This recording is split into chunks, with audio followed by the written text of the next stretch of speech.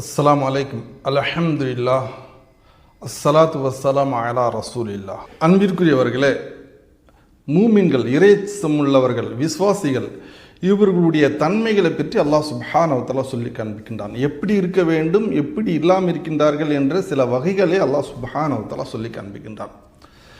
சிலரை பார்க்கலாம், வார்த்தைக்கு வார்த்தை அல்லாஹ் ரசூல் சொல்லுவாங்க. ஆனால் செயல்பாடு இருக்கானா இல்லை.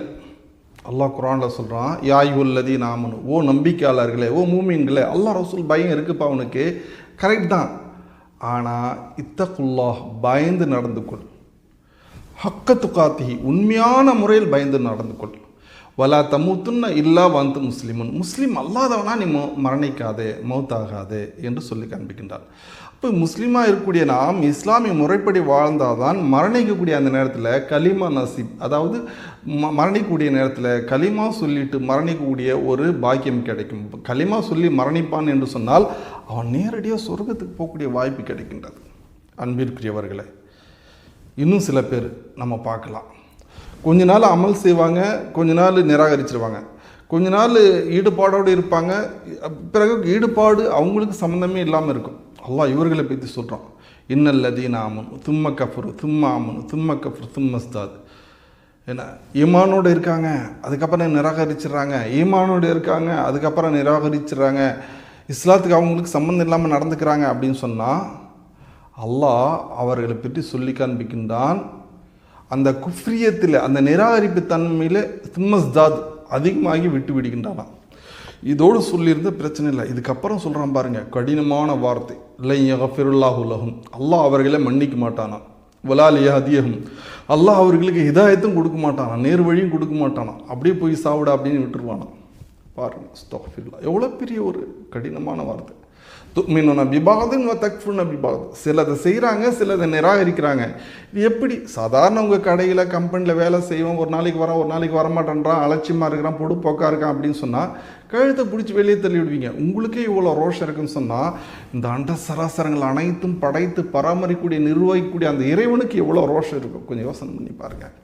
இது போல் சில மக்கள் நபி ஸல்லல்லாஹு அலைஹி வஸல்லம் காலத்தில் இருந்தாங்க. அவர்களை பற்றி அல்லாஹ் குர்ஆனில் சொல்கிறான், காலத்தில் அயராப் ஆமன்னா, நாட்டுப்புறத்து அரபிகள் வந்து சொல்கிறாங்க, நாங்கள் மூமின்கள் அப்படின்னு சொல்கிறாங்க, விஸ்வாசிகள் அப்படின்றாங்க.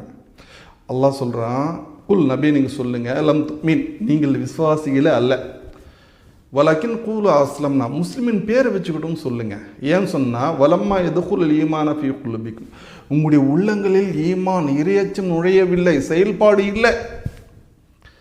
என் பேருக்கு சும்மா நான் மூமின் இறையச்சம் உள்ளவர்கள் விசுவாசிகள்னு சொல்கிறீங்க அப்படின்னு அல்லாஹ் சுப்ஹானஹு வ தஆலா வன்மையாக கண்டிக்கின்றான். இன்னும் சில முஸ்லீம்களை நாம் பார்க்கலாம், அவங்க தொழுகை, நோன்பு, ஜக்காத் எல்லாம் பர்ஃபெக்டாக செய்வாங்க. ஆனால் அதை சொல்லி காண்பிப்பார்கள்.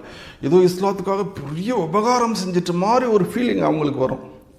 அல்லாஹ் இவர்களை பற்றி சொல்கிறான், முன்னூனு அலைக்கான் அஸ்லம், இவர்கள் இஸ்லாத்தில் இருப்பதுனால அல்லாவுக்கு ஏதோ பேர் உபகாரம் செஞ்சிட்டாங்கன்னு நினைக்கிறாங்க.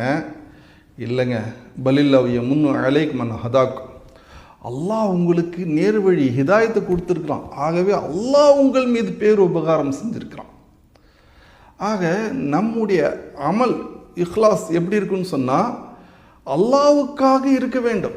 அல்லாஹ் நம்ம செஞ்சுருக்கணும், இதையே நம்ம வெளியில் சொல்லணும், பெருமைப்படுத்திக்கணும், இதனால் நமக்கு என்ன பிரயோஜனம்? இன்னும் சில முஸ்லீம்கள் இருப்பாங்க, அவங்க யாருன்னு சொன்னால் தொழுவாங்க, ஆனால் சோம்பேறித்தனமாக இருப்பாங்க. வைலுலில் முசல்லீன், தொழுகையாளிக்கு கேடுதான்.